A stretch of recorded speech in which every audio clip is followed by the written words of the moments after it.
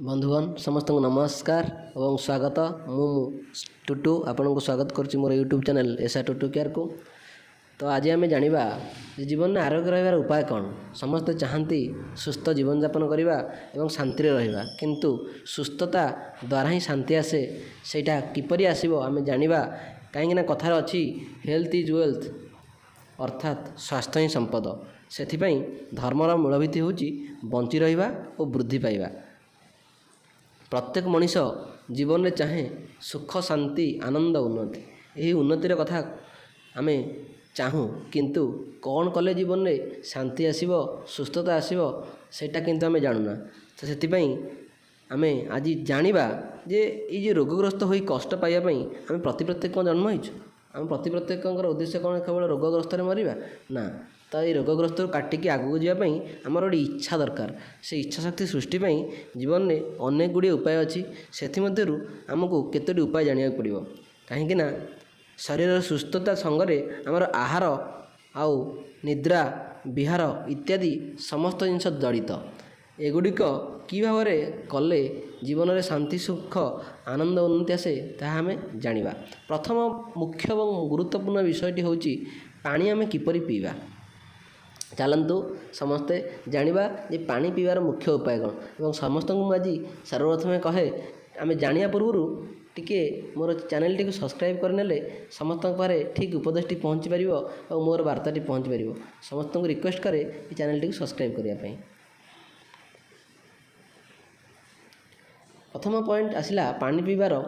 सका उठा मात्रे सर्वप्रथम 1 ରୁ 3 ग्लास पर्यंत ठंडा पानी सामर्थ्य अनुसार पीयंतु। पानी पीबार 1 घंटा पर्यंत चा किंबा अन्य किसी पदार्थ ग्रहण करंतु नहीं, केवल दांत घसी पारे। माने सका उठा मात्रे आम प्रत्येक चाहा किए पीती किए किसी खाई दियंती, किंतु सेटा ठीक नुह।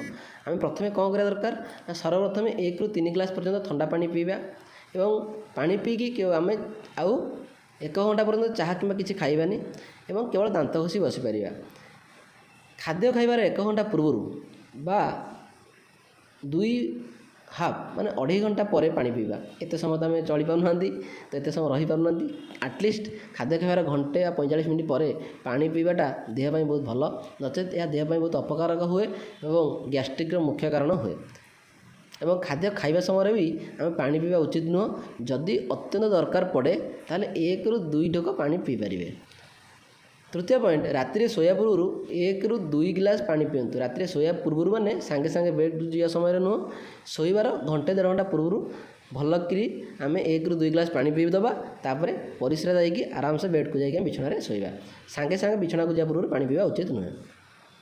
सारा दिन भितर 10 ରୁ 12 ग्लास पानी पीवा उचित।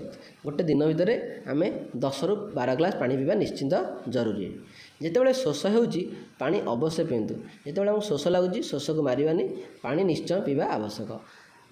एवं 6 नंबर पॉइंट, पानी सदा सर्वदा बसिक धैर्यर सहित पीतु। आम सब छिड़ा होगी बेले पानी पी दो, कि छिड़ा होगी पानी पीवा उचित नुह। छिड़ा होगी पीले अन्य आमर विभिन्न प्रकार रोग देखा जाए एवं आमर मुख्यतः पुरुष मानकर विभिन्न प्रकार इंटरनल प्रॉब्लम देखा दिए। तेणुक पानीटा पीवा समय समस्ते पुरुष और महिला बसिक पानी पीवा उचित। राति शोया पूर्व प्रथमे तंबार पात्र में जल भर्ती करी घोड़ाई मुंड पाखे काठपटा पर रखी शुंतु। राति शोष लगे अवश्य पानी पीयंतु, अन्यथा सका उठा पर से पानी उषा पान प्रयोग करंतु। मुंड पाखे पानी रखी शोइले खराब स्वप्न आसे नहीं, शांत और गभीर निद्रा आसे।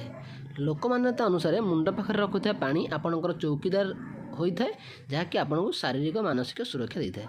मैंने देखूँ राति तंबा पत्र आम पानी पूर्ण कर रखा। तंबा पत्र तो साइंटिफिकली प्रूव्ड होती, जहाँकि आम शरीर में बात पित्त कफजनित समस्या मुक्ति देता है और आम स्वप्न दोष दूर होता है और आमर चौकीदार भाई आमको जगिकी रखी था, जहाँकि आमर प्रति विभिन्न प्रकार दुस्वप्न आसे जहाँ आसे ताको दूरे रखी था। तेणु पानी पीला बेले यही सब नीति नियम यदि मानिबा, ताको मानिक आम ठीक भाव पानी भी ठीक भाव पीवा, ताल आम शरीर सुस्थ रहिबो, मन सुस्थ रहिबो, तेबे आम सुस्थ निरोग जीवन यापन करिपारिबा। देखिथिबा धन्यवाद। आउ जदि भल लगी थाए शेयर करंतु, सब्सक्राइब करंतु।